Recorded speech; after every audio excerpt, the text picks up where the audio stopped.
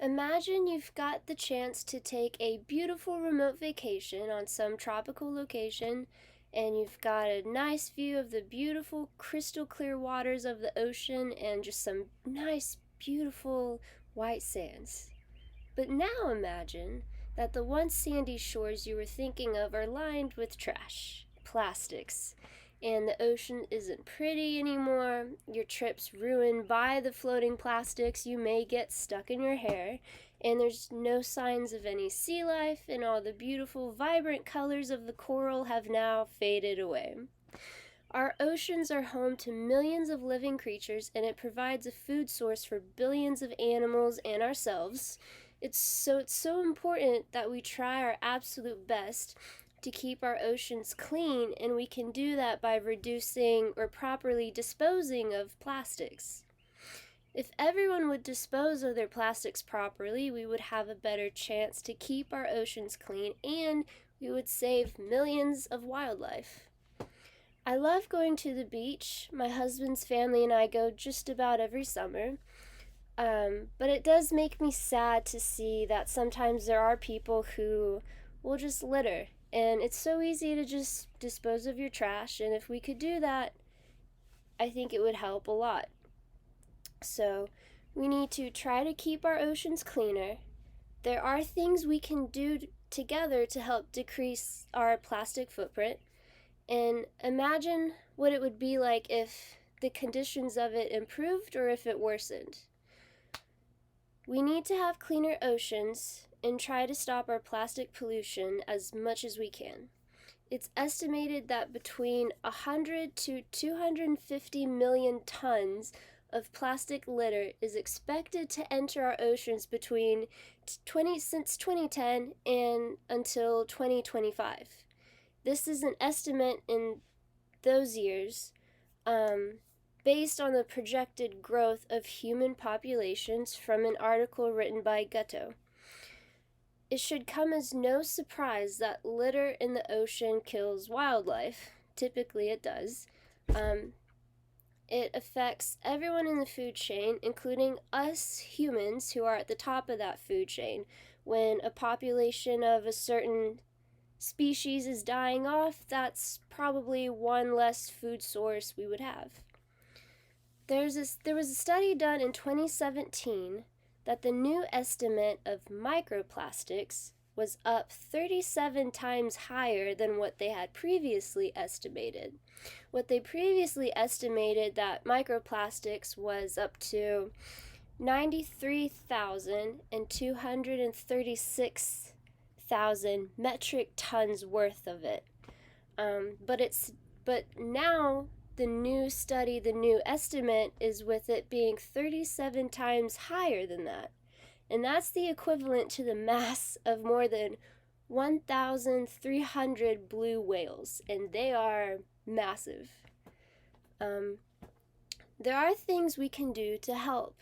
We could try to donate to organizations that are doing the job to help the cleanup of plastics, such as one that I've looked into, and I like what 4Ocean's doing.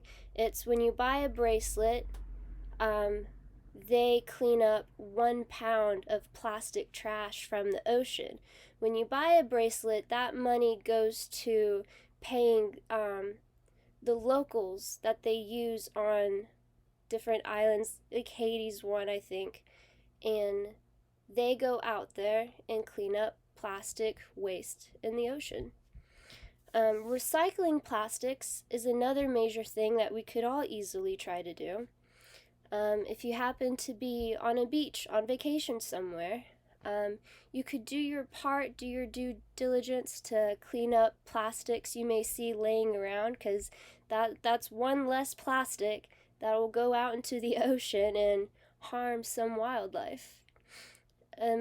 Another big thing, when you go grocery shopping, you can use reusable bags that they may provide instead of using plastic bags. Imagine if we had cleaner oceans, and imagine if we didn't do anything to stop the pollution of our oceans.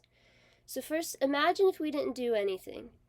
There's a study done in 2021 recently about hundreds of fish species, including many that we eat, are consuming this plastic. Because it's a recent study, there's not much research on the effects it has on humans, but it was found that there's evidence that microplastics and other small particles can move from a fish's stomach into their muscle. And that's the part of the fish that we eat. And that I got from an article called Down to Earth.